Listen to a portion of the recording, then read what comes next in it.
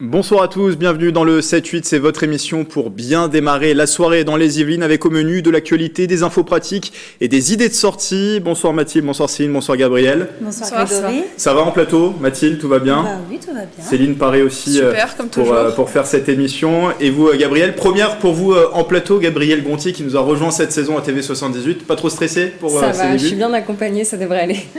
Et on va tout de suite dérouler le programme de ce 13 octobre.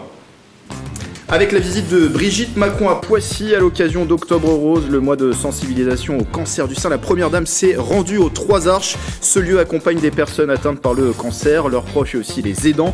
Dans un instant, le témoignage de Christelle, l'une des bénéficiaires. Deuxième journée, vous allez le voir aussi pour les championnats du monde de cyclisme sur piste. C'est jusqu'à dimanche au Vélodrome national de Saint-Quentin en Yvelines. Nous ferons le point sur les résultats d'hier, plutôt décevants pour les Français. Rencontre également avec Fanny Kochoa-On, habitante des Yvelines, en lice pour ces mondiaux avec le Laos.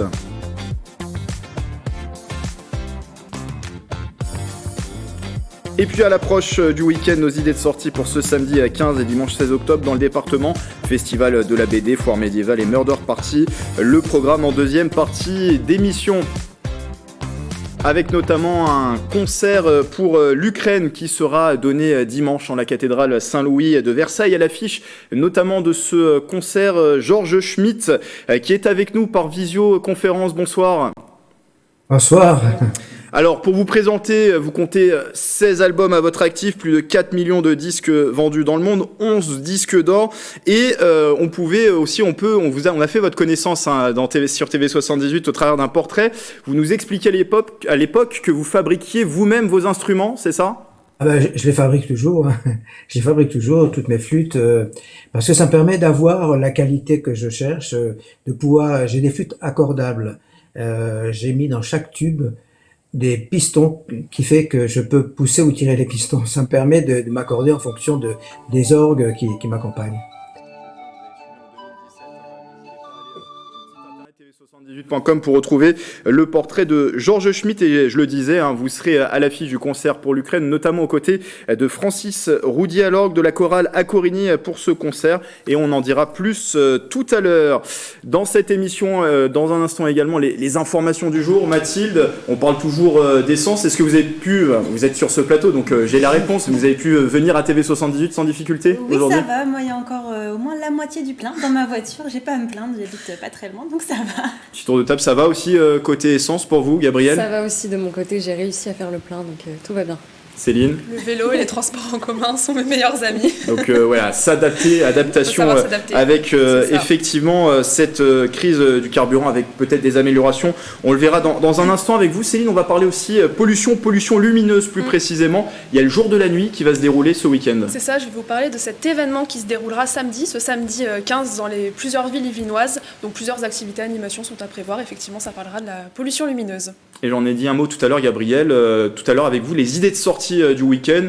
Donnez-nous un peu envie, de quoi il sera question dans ces idées de sortie? Je vous ai préparé les sorties à ne pas manquer ce week-end. On parlera de la BD, on parlera d'un festival médiéval aussi, plein de surprises, vous découvrirez ça juste après. Et ce sera à suivre sur TV78, mais coup d'œil d'abord à la météo de demain.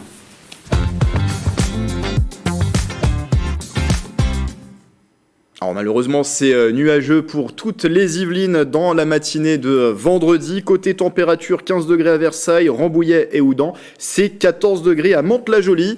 Pour l'après-midi, ça s'arrange ou ça empire selon l'endroit où vous habitez. De la pluie à Houdan et Rambouillet où il fera respectivement 15 et 16 degrés. Ça devrait rester nuageux à Versailles avec 15 degrés. Il y aura quelques éclaircies tout de même à Mantes-la-Jolie. Ce vendredi 14 octobre, nous fêterons les justes.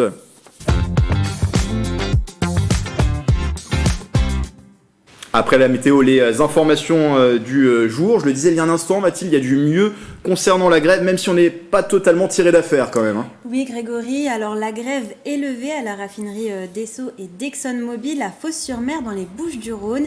Mais la situation est toujours au point mort pour Total Énergie. Les salariés refusent de débloquer les expéditions de carburant tant qu'ils n'auront pas eu l'assurance des meilleurs salaires. Hier soir, Emmanuel Macron a annoncé un retour à la normale dans la semaine sur France 2. Mais de son côté, la directrice régionale d'Île-de-France de Total Énergie se montre moins confiante. Écoutez. Et on va l'entendre dans quelques instants. On continue toujours à mettre en œuvre ces moyens pour assurer l'approvisionnement. Et puis par ailleurs, évidemment, il est important de poursuivre le dialogue social. Et donc les organisations syndicales seront reçues une à une par la direction cet après-midi pour essayer de trouver des solutions constructives. On a bien conscience de l'impact pour les Franciliens et pour les Français. Et donc il est important d'essayer de trouver les solutions. En attendant, la situation est toujours compliquée dans les stations-service. Comme ce matin à Montigny-le-Bretonneux, vous pouvez le voir sur les images, les policiers devaient faire la circulation. Et la grève également, mais des bus cette fois-ci, à Poissy et au Mureau. Aujourd'hui et demain, les lignes de bus Keolis tourneront au ralenti. Les salariés dénoncent la dégradation de la qualité de service et leurs conditions de travail. Le détail des perturbations ligne par ligne sur le site et l'application d'Île-de-France Mobilité. Un quotidien ponctué par les grèves. Alors c'était hier, l'association des maires des Hauts-de-Seine, l'Union des maires des Yvelines organisait l'Université des mairies de l'Ouest parisien. 2000 participants pour cet événement. C'était au Port-Marly. Oui, Grégory, 2000 participants. Rendez-vous phare des maires des Yvelines et des Hauts-de-Seine. Cet événement permet aux élus de se rencontrer, d'échanger avec leurs partenaires et de parler de leurs problématiques actuelles. Et nous vous en parlons hier lors de notre édition spéciale. Nous avons accompagné deux étudiantes de Sciences Po, Solène Anifa et Enza Benocci. Elles ont demandé au maire la raison de leur venue. On les écoute. Pour suivre un petit peu l'évolution de tout ce qui se passe autour de nous, il faut se tenir au courant, il faut rencontrer certaines personnes, participer aussi à des formations rapides, c'est très important. On va parler sport dans un instant avec le cyclisme sur piste. Il est aussi question de sport pour la fin de ces informations du jour avec le FC Versailles qui s'est imposé hier soir, c'était face à Le Mans. Exactement, après 3 défaites, le FC Versailles renoue avec la victoire. Il s'est imposé 2-1 face au Mans grâce à une superbe frappe de Djoko à la 22e et un but de Prunier à la 27e minute. Le FC Versailles fait un bond dans le classement en se retrouvant sur le podium à seulement 3 petits points de Concarneau et Dunkerque. Je sais que vous adorez le foot, Céline. Hier, vous avez parlé d'une signature à Versailles. Vous vous souvenez du joueur qui a signé à Versailles, la petite colle? Comment s'appelle-t-il? J'en ai aucune idée. Voilà, c'était la petite colle en direct. Mathieu Dosevi, ancien joueur professionnel et qui est d'ailleurs passé par Le Mans, qui a signé à Versailles. Versailles qui a enregistré l'arrivée de nombreux renforts et d'anciens joueurs professionnels. On peut citer aussi Jeremy Lance, pardon pour cette petite. Voilà, je suis expert du foot, c'est facile. Peut-être que vous pourrez me poser une petite colle tout à l'heure. J'essaierai.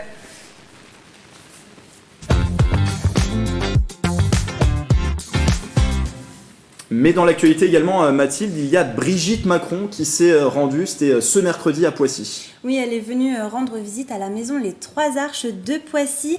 Alors c'est une structure qui n'offre pas de soins médicaux pour lutter contre le cancer du sein, mais plutôt d'autres soins plus physiques et psychologiques. Je vous propose avec Céline, on est allé couvrir cet événement, je vous propose de regarder le reportage.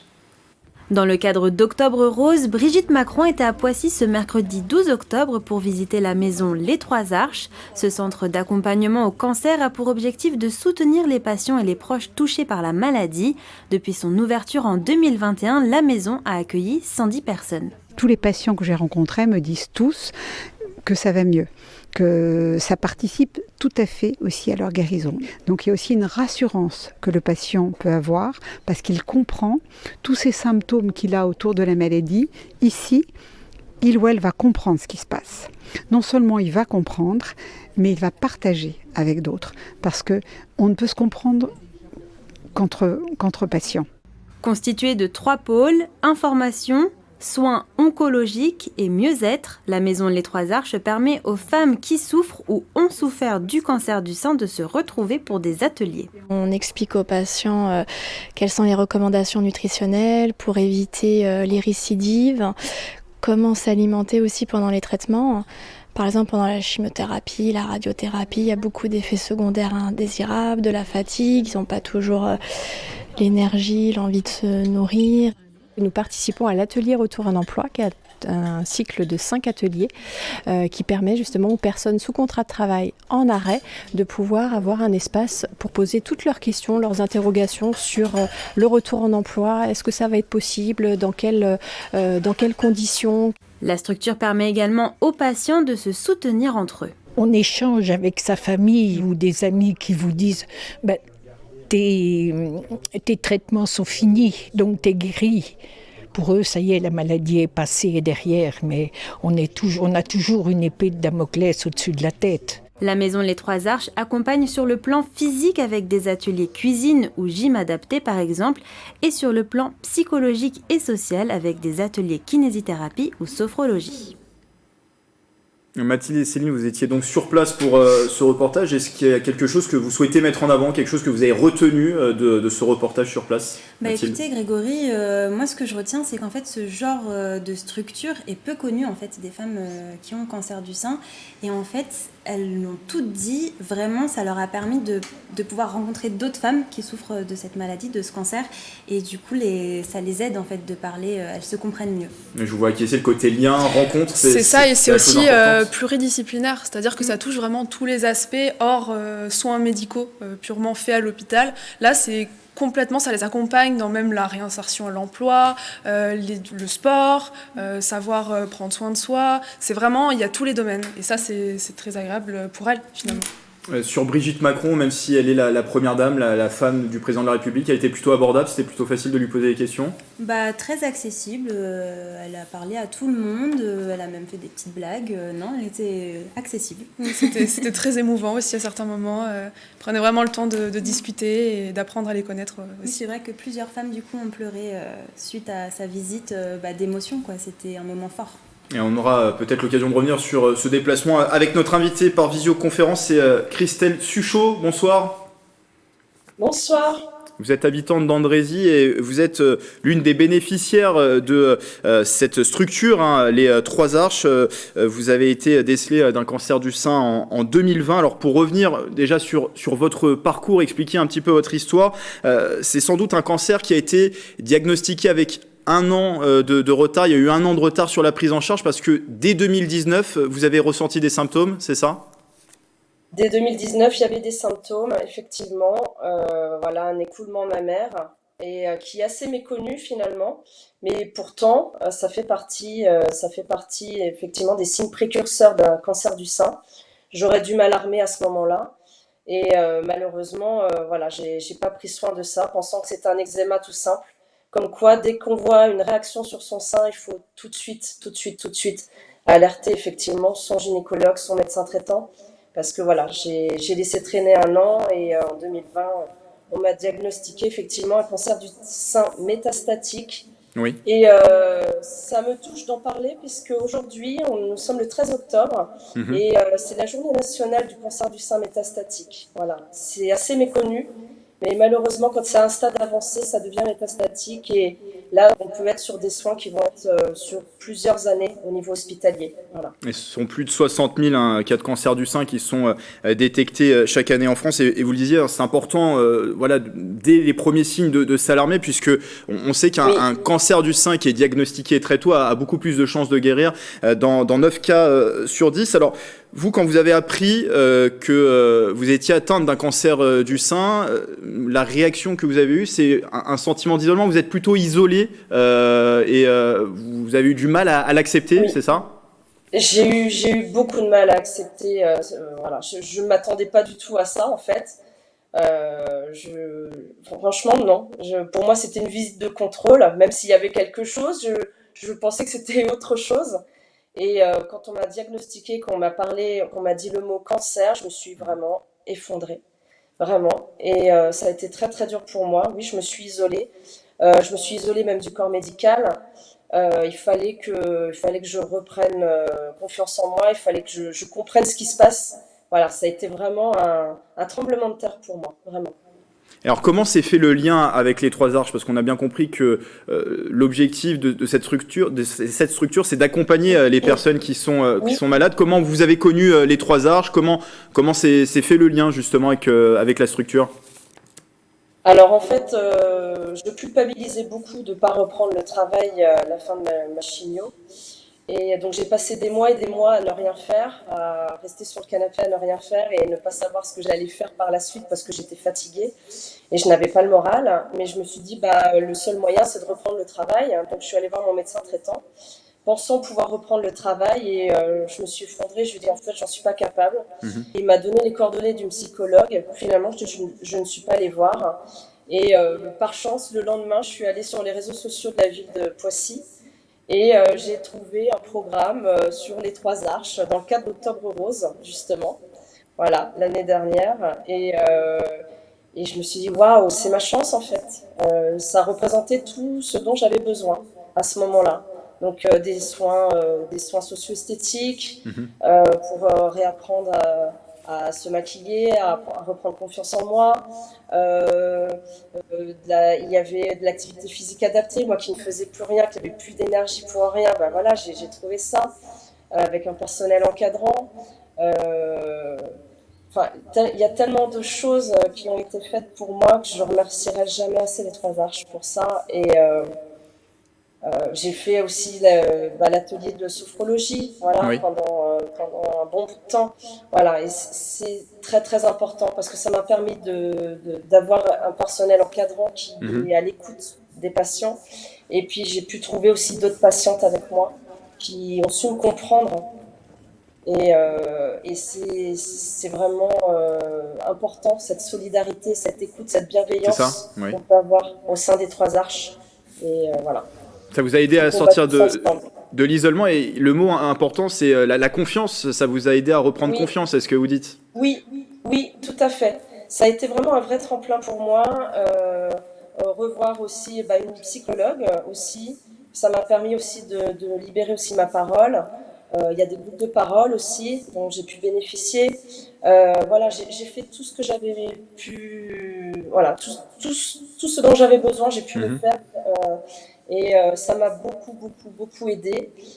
J'ai fait l'atelier pour le retour à l'emploi, alors qu'au moment où je l'ai fait, je n'étais vraiment pas en état de reprendre le travail.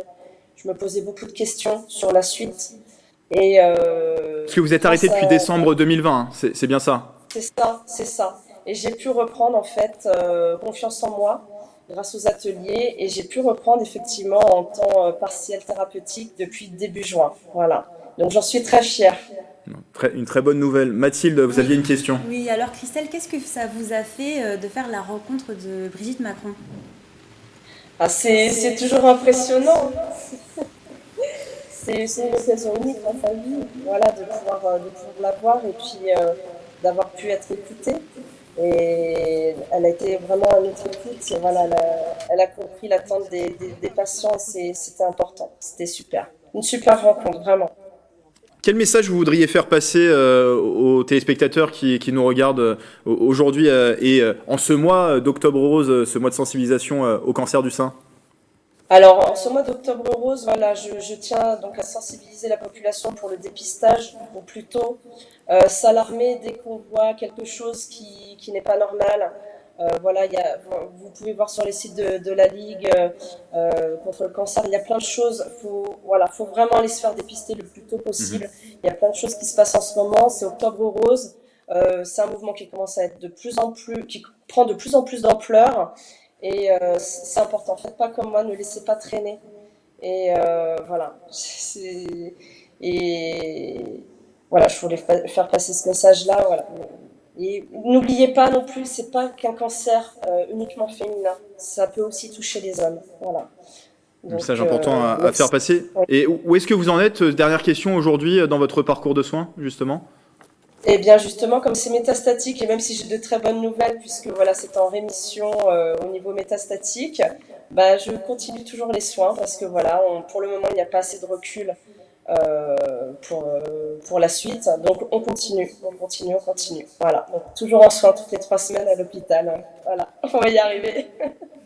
Merci beaucoup Christelle Suchot pour ce témoignage. Je rappelle que vous êtes habitante de la commune d'Andrézy et vous êtes l'une des bénéficiaires de cette structure, les 3 arches à Poissy, qui accompagne justement les personnes atteintes de cancer et aussi leurs proches et aussi les aidants autour de ces thématiques. Merci. Il ne faut pas l'oublier. Merci. Merci d'avoir été avec nous. Et vous le disiez, une grosse mobilisation aussi en ce mois d'octobre à l'occasion d'Octobre Rose et plusieurs initiatives également qui sont au programme. L'une d'elles, c'est la course des victoires, notamment avec un événement sportif et solidaire qui est au profit de la recherche contre le cancer. 12 villes des Yvelines participent à l'action au programme et des marches et des courses de 2,5 à 10 km, des animations, des sensibilisations et des stands. Pour tout savoir, le site internet coursesdesvictoires.fr. Les dons collectés seront reversés à l'Institut Curie.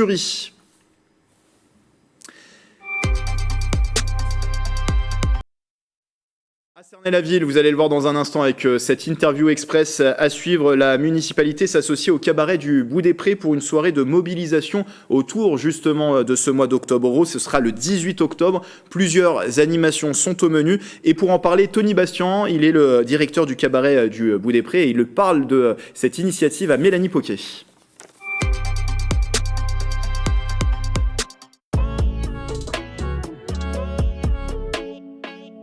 Le rendez-vous que nous proposons, c'est une manifestation festive, mais surtout informative sur le dépistage et la lutte contre le cancer du sein. L'organisation a été faite par l'ensemble du conseil municipal de la mairie de Cernay-la-Ville et s'est associé au cabaret du Bout des Prés, donc toute son équipe administrative et son équipe artistique. Cette manifestation s'adresse à tout le monde. Nous avons fait en sorte de pouvoir mélanger l'information avec le divertissement. Pour vous donner une idée, cette opération commencera à 18h30 avec une marche de la mairie de Cernay-la-Ville jusqu'au cabaret du Bout des Prés, une marche des femmes. Et cette marche sera accompagnée des hommes et des enfants avec des lampions roses qui les accompagneront, qui représenteront le cœur des femmes. Voilà, donc ça concerne bien évidemment tout le monde, toute la population. On a besoin de tous. Tout simplement parce que l'équipe est en majorité des femmes. Alors même si le cancer du sein concerne les hommes et les femmes, c'est plus souvent les femmes qui sont concernées par cette maladie. Et ça nous touche bien évidemment encore plus puisque le corps des femmes et des danseuses est leur outil de travail au cabaret. Et donc le cancer du sein est quelque chose qui pourrait les concerner et que nous avons envie de combattre. Et puis toujours dans les villes, municipalités, associations se mobilisent en ce mois d'Octobre Rose, sensibilisation bien sûr au cancer du sein, le mois de sensibilisation au cancer du sein à Elancourt. Dimanche, c'est la 2e édition de Marchons Ensemble, 2 parcours, un familial et un plus sportif qui seront proposés à départ à 10h depuis le parking de France Miniature, tarif de 5 € au bénéfice de la Ligue contre le cancer.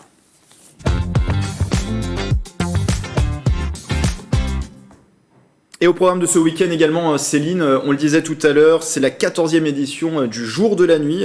C'est même samedi plus précisément. Le lancement, ce sera donc samedi 15 octobre avec plusieurs villes de France. Alors, j'ai pas forcément le bon texte. Voilà, je suis perdu dans mon texte, mais en tout cas, c'est l'édition et ce samedi. On va y arriver. Et c'est la 14e édition. Merci pour l'oreillette. Exactement. Donc, si vous prévoyez de sortir ce samedi 15 octobre, ne vous étonnez pas si vous retrouvez dans le noir complet en vous promenant dans la rue. C'est la 14e édition de l'événement Le Jour de la Nuit, organisé par l'association Agir pour l'environnement. Le Jour de la Nuit, c'est une grande manifestation de sensibilisation à la pollution lumineuse, c'est national, aussi à la protection de la biodiversité nocturne et à la beauté du ciel étoilé. Au total, il y a plus de 730 événements dans toute la France entière ce week-end. Alors, plusieurs villes des Yvelines ont choisi d'y participer. En plus de l'extinction de certaines lumières de la ville, Versailles, par exemple, organise des observations des étoiles avec télescope devant le château. Saint-Germain-en-Laye, eux, proposent une sortie nocturne le long du rue de Buzeau, où vous pourrez écouter les chauves-souris et autres animaux de la nuit. Plaisir propose plusieurs activités également, la projection d'un documentaire ou encore l'observation du ciel. La commune va aussi éteindre les éclairages publics autour de la mosaïque. On écoute Joséphine Coleman-Berger, elle nous explique les raisons de la participation de la commune. On est de plus en plus sensibilisés les uns et les autres, tant au niveau, je dirais, de la biodiversité pour les pollutions nocturnes, mais également par rapport au coût que cela induit. Et donc aujourd'hui, tous les je veux dire, tous les responsables politiques ou administratifs, on n'a pas la possibilité de tout éteindre puisque les lumières sont sous l'autorité, enfin la compétence en tout cas de 50 ans en Yvelines. Et puis vous avez aussi des espaces qui sont des espaces commerciaux et vous avez aussi des espaces privés avec des quartiers qui sont des quartiers qui eux-mêmes gèrent leur éclairage. Vous pouvez également retrouver le programme ville par ville sur le site jourdelanuit.fr. Fort heureusement, les villes n'ont pas attendu ce jour de la nuit pour éteindre déjà leur éclairage la nuit. Je ne sais pas si vous, dans vos communes respectives, vous avez déjà vu des éclairages éteints la nuit. À partir d'une certaine heure, oui, ça commence ça aussi. s'éteint, mais bon, c'est pas tout à fait ça non plus. Bon, c'est également le cas pour vous. C'est ça aussi, pour plaisir. Alors, quelles sont justement les conséquences de la pollution lumineuse ? Alors, quelques exemples. La pollution lumineuse est une des principales causes de la disparition des insectes, puisqu'elle fragilise les équilibres biologiques des écosystèmes. L'éclairage, c'est aussi le deuxième poste d'investissement dans les communes de France métropolitaine. Autre chose, quand on lève les yeux au ciel, malheureusement, on distingue plus qu'une vingtaine d'étoiles, mais vous avez peut-être déjà fait l'expérience en campagne, loin des villes. On peut en observer jusqu'à plus d'1 millier. Donc voilà, c'est beaucoup plus restreint. Et enfin, l'Académie nationale de médecine a également demandé à classer l'exposition à la lumière de la nuit dans la liste des agents perturbateurs endocriniens, responsables par exemple des troubles du sommeil. Et c'est vrai qu'on peut même observer, on me le signale à l'oreillette, voilà, je le dis et je suis franc dans cette émission, des fois on peut même distinguer l'ISS lorsque totalement. Le ciel est dégagé, et c'est vrai que quand on se trouve en ville, c'est un peu difficile. On voit cette auréole blanche à la place des étoiles. Merci Céline en tout cas pour ces explications sur le jour de la nuit, et donc le rendez-vous c'est bien samedi, C'est ça. Même si je me suis embrouillé au début de votre chronique, c'est bien ça. Dans un instant on va parler, Gabriel, on le disait tout à l'heure, d'autres idées de sortie. Est-ce que vous pouvez nous rappeler un petit peu le menu qui nous attend dans quelques instants? Alors je garde quelques surprises, mais on commencera par le festival de la BD de Buc. On parlera également de Châteaufort et de son festival qui nous plonge dans le Moyen-Âge, donc c'est à découvrir. On va prendre notre machine à remonter le temps ce exactement. week-end à Châteaufort. On parle de tout ça et ce sera après la page sport.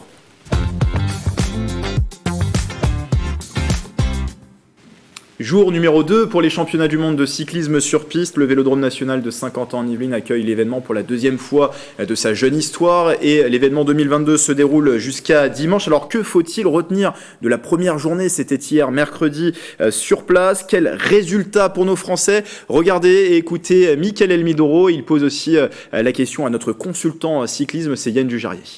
Et oui Grégory, la France n'a pas forcément brillé hier lors de la première journée des championnats du monde de cyclisme sur piste qui se déroule ici au Vélodrome national de Saint-Quentin en Yvelines. À mes côtés, Yann Dujarier, notre consultant, peut confirmer. Qu'est-ce qui s'est passé hier, Yann Dujarier? Des détails qui ont fait qu'on arrive à un résultat qui n'est pas celui qu'on attendait. Parce qu'en qualif, aussi bien en poursuite par équipe homme, poursuite par équipe femme et en vitesse par équipe homme, on arrive à faire le 3e chrono de qualif. Donc du coup, on s'attend à ce que les premiers matchs passent bien. Et là, non, catastrophe aussi bien sur la poursuite que sur la vitesse par équipe homme. Cet après-midi, on aura la poursuite par équipe féminine qui, elle, va, on espère, confirmer ce qui s'est passé hier. Mais là, ouais, c'était un peu difficile hier, on va dire, la douche froide. Plus décevant parce que je pense que la pression est forte malgré l'ambiance et l'accompagnement du public qui a vraiment été présent hier avec beaucoup de chauvinisme. On s'aperçoit que oui, ils sont sous pression alors qu'on ne leur demande pas grand-chose, on leur demande juste de répéter ce qu'ils font d'habitude. Oui, on sent que le public pousse. Ah oui, dès que les Français sont sur la piste, l'ambiance devient euphorique et on sent que vraiment les Français sont un public chauvin. On attendait beaucoup de la vitesse par équipe hier soir au niveau de l'équipe de France. Finalement, grosse déception, il y a eu un faux départ qui a tout changé, c'est ça? Faux départ des Allemands. Timmy n'entend pas le commissaire faire le... Timmy Gillion n'entend pas le commissaire faire le faux départ. Donc du coup, il fait un demi-tour à bloc. Et donc voilà, et c'est ce qui lui manque pour le deuxième départ. Il fait 4 dixièmes de plus sur son deuxième départ, alors que les suivants, Ryan et Sébastien Vigier, Ryan Elal et Sébastien Vigier, eux améliorent leur chrono de la qualification. Et c'est vrai que on perd l'accès à la médaille de bronze pour 0,6 centième, quoi. C'est rien, quoi. 0,6 dixième, ouais, c'est ça, c'est dixième. C'est vraiment décevant. Rageant. Rageant. Donc du coup, On sent que pour le reste, là pour aujourd'hui, on va voir le keirin masculin et la vitesse individuelle féminine. On sent que nos coureurs ont la rage. La France est dans une obligation de médaille peut-être aujourd'hui ? Ça va être dur. Même obligation de médaille, oui, bien sûr, parce que tous les spectateurs et tout le monde attend ça, attend d'avoir des médailles. Mais c'est vrai que quand on voit un Gleitzer qui revient au sommet après des années difficiles en ayant lutté contre un cancer de la thyroïde, et puis les Hollandais qui sont dominateurs depuis quelques années, je leur souhaite d'avoir une médaille ce soir, mais ça va être difficile. Alors, on a les épreuves de fond. Le scratch avec Denovat Grondin, là on a un très très bon représentant donc là peut-être que ça pourra le faire et c'est ce que je souhaite, mais sur la vitesse, sur le sprint aujourd'hui, j'adorerais que Sébastien Vigier ramène une médaille, mais ça va être un gros challenge. Ce soir, il y aura du spectacle, forcément, Yann Dujarier, oui. Ici dans ce vélodrome de Saint-Quentin-en-Yvelines. Ah oui, bien sûr qu'il va y avoir du spectacle, comme tous les jours. Hein. Tous les jours, il va y avoir des super courses. N'hésitez pas à venir parce que ce soir, il reste de la place. Vendredi, il reste de la place aussi. Donc, venez voir parce que l'ambiance mérite d'être vue. Et ce soir, pour moi, une des plus belles courses, ça va être l'élimination féminine. Ça, c'est vraiment quelque chose de très très particulier. Et on espère que Jade va réussir à nous faire une belle prestation. Merci Yann Dujarier. Vous l'aurez compris, Grégory, la France doit performer dès ce soir, remporter quelques médailles pour lancer parfaitement ses championnats du monde ici à domicile. Et dans les tribunes, 25 000 spectateurs sont attendus sur les 5 jours de compétition. Mais il fallait le dire, hier mercredi, c'était très clairsemé dans le public pour cette première journée. Selon le président de la Fédération française de cyclisme, Michel Callot, le vélodrome devrait néanmoins se remplir ce week-end. On l'écoute. La fin de la semaine, la billetterie a mieux fonctionné, on est plein.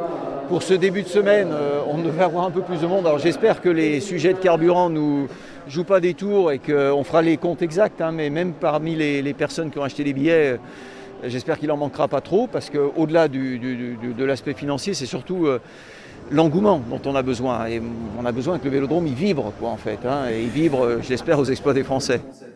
Et on est désormais à 258 jours, si je ne m'abuse, des Jeux Olympiques de Paris 2024 avec plusieurs épreuves qui vont être accueillis sur le territoire des Yvelines. Alors je sais que Mathilde, on ne vous verra pas forcément du côté du vélodrome en 2024, vous avez une passion plutôt pour les sports équestres, mais à Versailles, il y aura les sports équestres qui se dérouleront à Versailles. Bah oui, Grégory, j'attends avec impatience. Je pense que ça va être magnifique d'installer ces Jeux équestres à Versailles au cœur du jardin, ça va être vraiment grandiose. C'est ça, c'est au cœur du parc du château de Versailles, donc on aura un superbe panorama pour ces JO. Et puis il y aura toutes les épreuves parce qu'il y aura le dressage, le saut d'obstacle, le jumping, le cross avec le concours complet et je crois qu'il y a même peut-être des épreuves d'endurance aussi, donc ça va être... pour une passionnée comme moi, ça va être génial. Alors, le passionné de sport que je suis, que vous êtes également, on l'attend aussi avec impatience parce que dans une vie, on va peut-être le vivre qu'une fois. Est-ce qu'il y a un engouement pour vous, Gabrielle, Céline, autour de cet événement, Gabrielle ? Oui, également. C'est une fierté d'avoir des épreuves juste à côté de chez nous, donc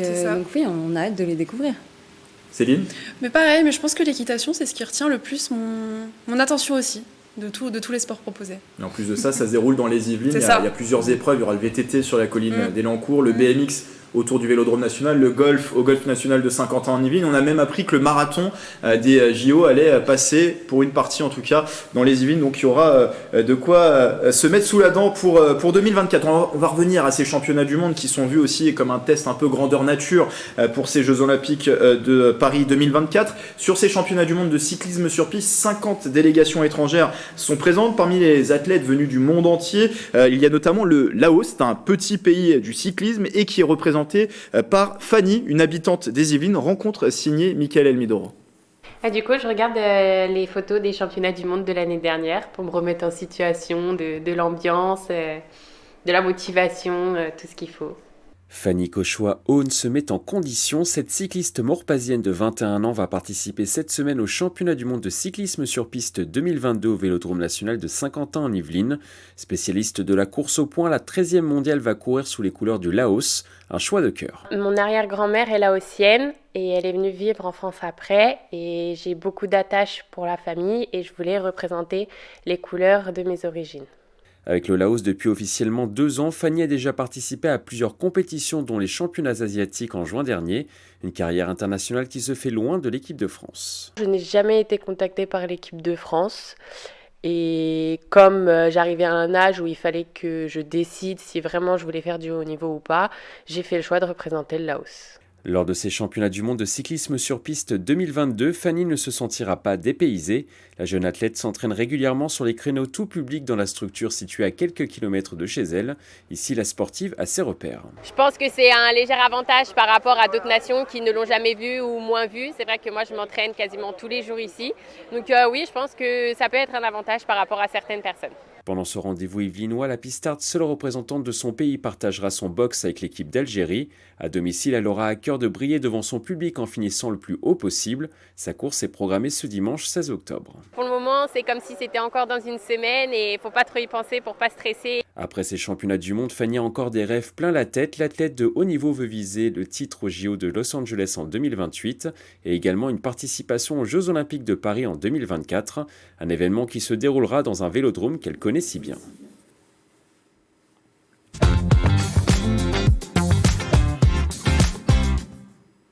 Il est venu le temps, non pas des cathédrales dans cette émission, même s'il sera question de Moyen-Âge dans un instant, mais de la première chronique en plateau, sur le plateau de TV78 de Gabriel Gontier. Ça va, pas trop de pression? Ça va. Tout devrait bien se pour cette passer. première chronique. Vous allez nous parler des idées de sortie du week-end, c'est en tout cas votre sélection des idées de sortie du week-end, et vous commencez par le Festival de la BD de Buc. C'est un rendez-vous classique chaque année à l'automne, et ça revient pour une 29e édition. Tout à fait, Grégory. Cette année encore, le festival accueille une 50aine d'auteurs, adultes, jeunesse, mais aussi français et internationaux. Au programme du week-end, des dédicaces, des rencontres avec les auteurs, des expositions et des animations, une fois encore. Les petits et grands vont pouvoir retrouver leurs personnages préférés. Oui, cette année, on retrouve Spirou, les profs, Yakari et bien d'autres. De quoi faire le bonheur des passionnés de BD, je pense. Vous en avez des préférés, peut-être, de BD? Petite préférence peut-être pour Spirou, mais... Céline, je vous pose pas la question parce que vous aviez déjà donné quelques éléments de réponse mardi dans le 7-8. Voilà. Mais c'est Mathilde qui vous avait posé la question, donc on va lui poser la question. Vos personnages préférés? Alors moi, c'est une BD peu connue en fait, ça s'appelle Julie Claire Cécile, c'est une BD belge et voilà, c'est une BD peu connue mais que j'adorais lire quand j'étais plus jeune. C'est l'histoire de 3 jeunes femmes. Donc la fête de la BD, ça se passe ce week-end du côté de Buc. Alors c'est tout aussi immersif, c'est à Châteaufort cette fois-ci, avec aussi un rendez-vous traditionnel, c'est la foire médiévale, c'est ce week-end. Oui, complètement traditionnel, on peut le dire. C'est la 36e édition de la foire de Châteaufort. En immersion, les visiteurs seront projetés des siècles en arrière pour retrouver l'ambiance du Moyen-Âge, avec des décors de rue, des activités, des moyens de se restaurer aussi à la manière de l'époque. Alors, prévoyez votre meilleur costume, Grégory, si vous comptez y aller ce week-end. Bon, ça devrait passer peut-être, ça? Je Non, suis mais pas sûre, costume hein. plutôt médiéval, avec peut-être une armure à prévoir pour cette foire médiévale. Alors, pour les plus téméraires, c'est pas forcément mon cas, il y a le musée Maurice Denis qui propose une murder party, c'est samedi soir. De quoi sera-t-il question? C'est ça, le musée vous propose d'enfiler cette fois votre casquette de détective pour résoudre, tenez-vous bien, une enquête criminelle. L'escape game vous plonge alors dans une soirée tragique des années 1875 où l'hôte de la soirée, Charles Bondois, va subitement être assassiné. Et ça se passe au sein même du musée. C'est ça, c'est ce qui rend l'expérience assez impressionnante et immersive. Le jeu prend place au sein même des salles d'exposition dans un décor aménagé pour l'occasion. Est-ce que c'est accessible à tous? Alors pour vous, pas de souci, Grégory. En revanche, c'est déconseillé pour les moins de 15 ans. Un autre événement à retenir peut-être ce week-end pour terminer? Oui, dans le cadre de la Semaine du Goût, samedi et dimanche, un parcours du goût est organisé à Montigny-le-Bretonneux. Il est ouvert au grand public. Le salon donne lieu à un concours culinaire qui est destiné à des jeunes pris en charge dans le cadre de la PJJ. Alors la PJJ, c'est la protection judiciaire de la jeunesse. L'objectif, Grégory, ici, c'est de favoriser l'insertion de ces jeunes. Et à l'occasion de cet événement, d'ailleurs, le garde des Sceaux est ce jeudi soir dans les Yvelines. Tout à fait, le ministre de la Justice, Éric Dupond-Moretti, se rend ce soir à Versailles pour signer plusieurs conventions, notamment une avec le CFA Médéric et la Maison La Durée pour prévoir l'accueil des jeunes de la PJJ en stage et en contrat d'apprentissage. En murder party, foire médiévale, festival de la BD, semaine du goût peut-être. Faites votre choix, Mathilde. C'est compliqué là, tous les choix sont assez tentants, j'ai envie de dire. Foire médiévale, je dirais. J'irais un peu moins à la murder party. J'avoue que tout ce qui est horreur, c'est vrai que la foire médiévale a fait sensation au sein de la rédaction, si je puis dire. Tout le monde en a parlé cet après-midi. On a déjà des expériences et c'est vrai que... On va tous se retrouver là-bas ce week-end. La foire médiévale peut-être ce week-end. Et du côté de Châteaufort, merci Gabriel, c'était très bien. Merci beaucoup pour ces idées de sortie. Alors, il y a une autre idée de sortie aussi qu'on a sélectionnée pour vous et ça se passe du côté de Versailles. On peut joindre l'utile et aussi au solidaire. Voilà, cette idée de sortie, c'est un concert pour l'Ukraine, alors plus précisément même pour les familles ukrainiennes réfugiées en France. Ça se passe dimanche du côté de la cathédrale Saint-Louis de Versailles. Le début du concert est fixé à 15h et c'est organisé par le Lions Club de la région de Versailles. À l'affiche, la chorale à Corigny, Francis Roudier qui est à l'orgue et également Georges Schmitt qui est à la flûte de Pan. Georges Schmitt qui était avec nous au début de cette édition, qui vous a parlé de ses flûtes aussi qu'il confectionne lui-même. Et donc vous êtes avec nous justement pour nous parler plus précisément cette fois-ci de ce concert. Alors pour vous représenter, Georges Schmitt, 16 albums à votre actif, plus de 4 millions de disques vendus dans le monde, 11 disques d'or.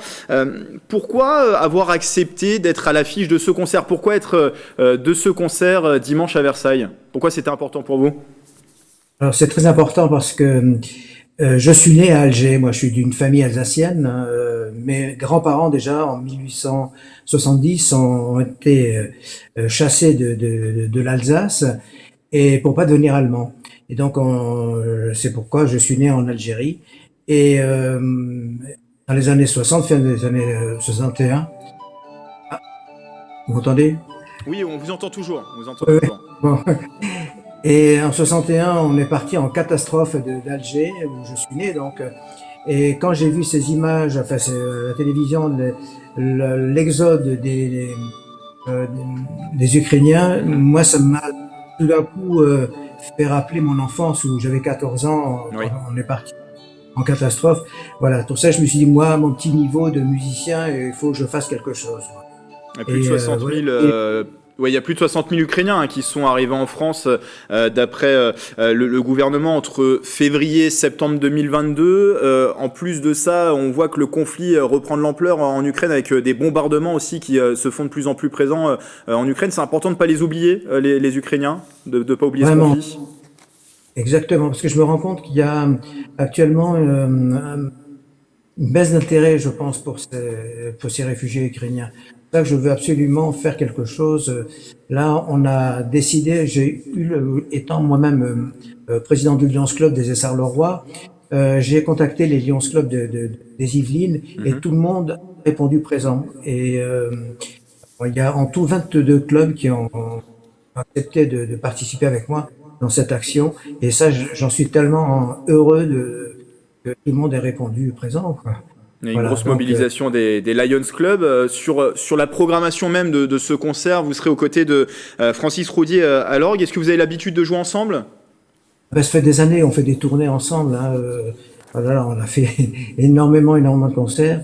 Et puis Francis Roudier, c'est vraiment un ami. Hein. Il est titulaire des grandes orgues de l'église Sainte Jeanne d'Arc de Versailles. Et habite lui-même. Moi, j'habite les Clés-sous-Bois et lui habite Villepreux, donc on est voisins. Et ce sera quel répertoire qui sera proposé pour ce concert dimanche ? Il y a du répertoire, depuis le répertoire classique de Handel, Bach, mais j'ai eu le bonheur, moi, de toute ma carrière, de travailler avec Ennio Morricone. J'ai mis une pièce d'Ennio Morricone au programme. Il y a des pièces de variété, entre guillemets, mais puis il y a des chants ukrainiens également, il y a le chœur ukrainien, et il se trouve qu'il y a eu entre-temps 5 réfugiés ukrainiens musiciens. On leur a demandé de participer à cette action. Alors, il faut savoir que tout le monde vient absolument bénévolement. Aucune personne n'est rémunérée. On a décidé de faire 100%. La recette sera reversée aux réfugiés ukrainiens. Et effectivement, à vos côtés, il y aura le chœur à Corigny, qui est la chorale ukrainienne de 50 ans en Yvelines, qui proposera des chants traditionnels ukrainiens. Le prix des places est de 20 € et sera reversé du coup pour l'accueil des réfugiés en France, c'est ça ? Absolument, vraiment. Là, j'y tiens parce que je ne veux surtout pas que ça parte quelque part, mais là, vraiment, étant moi-même Lions Club, quand on organise une action, €1 gagné, c'est €1 reversé. Hein. Et voilà, il y a une billetterie à l'entrée. Oui, alors on va pouvoir peut-être afficher le lien sur helloasso.com, c'est ça? Helloasso, pour l'instant, les gens peuvent réserver sur... Et excusez-moi, j'ai presque plus de voix parce que j'ai répété toute la journée. et là, ça tire beaucoup sur les cordes vocales. Donc, mais voilà, donc... Ouais, il suffit d'aller sur helloasso.com, on tape Lions Club de Noisy-Bailly, on retrouve facilement le lien, hein, normalement, pour ce concert. Et pour ceux qui sont un petit peu hostiles à cette façon de régler, eh bien, il y a une billetterie à l'entrée de la... Merci beaucoup, Georges Schmitt, d'avoir été avec nous. Merci. Et je voulais vous dire, allez-y. Je prépare mon 17e album. Je suis très ami avec Hugo Frey, un vieil ami, je peux dire. Il habite assez près de chez moi. Et j'ai enregistré les plus belles chansons d'Hugo Frey. Cet album est donc avec flûte de pan, orchestre et chœur, et une chorale d'enfants. Cet album sortira en janvier 2023. Bah merci pour cette annonce, on aura l'occasion d'en reparler bien sûr sur TV78, hein. Je rappelle d'ailleurs à nos téléspectateurs qu'ils peuvent retrouver votre portrait, on vous avait suivi en 2017 et je le disais, hein, vous avez un parcours incroyable, hein, 16 albums, 4 millions de disques vendus et 11 disques d'or à votre actif. Merci encore d'avoir été avec nous et je rappelle donc les informations pour ce concert, c'est dimanche en la cathédrale Saint-Louis à Versailles. Le début du concert est à 15h, c'est organisé, je le disais, par le Lions Club de la région de Versailles et pour prendre votre place, on vous le rappelle, rendez-vous sur le site helloasso.com. Avant de vous quitter, dernier coup d'œil à la météo.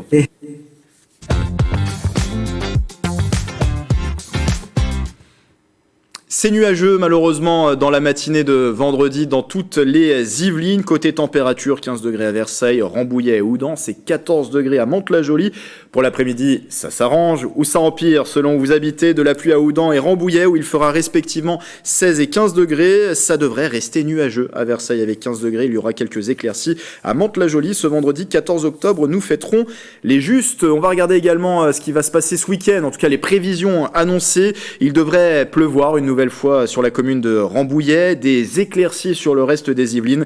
Le thermomètre grimpera à 18 et 19 degrés et malheureusement dimanche, il devrait pleuvoir dans tout le département. Ça fait un peu grismine en plateau, voilà, sans mauvais jeu de mots. Ça sera un petit peu plus frais également dans les températures avec justement des températures entre 16 et 19 degrés. Voilà, c'est la fin de ce 7-8. Merci beaucoup Gabriel, merci Céline, merci Mathilde. Ça a été un plaisir d'être avec vous sur ces quasi 50 minutes d'émission. Le 7-8 qui revient lundi avec toujours plus d'actualités, d'idées de sortie, d'infos pratiques. Et d'ici là, bien sûr, passez un excellent week-end sur TV78.